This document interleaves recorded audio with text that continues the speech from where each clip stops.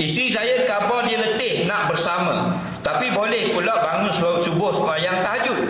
Mana lebih penting, tahajud atau jimat dengan suami?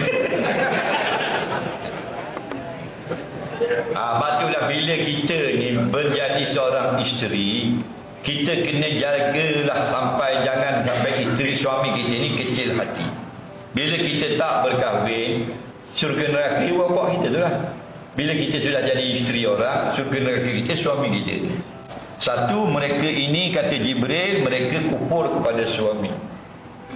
Nampak? Dan banyak mencela. Dalam hadis yang lain, likillati ta'atihinna li azwajihinna, kerana sedikit sangat mereka taat kepada suami. Itulah, tahajud itu sunat saja, melayan kehendak suami itu wajib. Bila ketika kita tidak uzur. Jadi betulkan balik. InsyaAllah kamu layan nafsu suami kamu, tak lebih tinggi pahalanya daripada kamu solat sunat.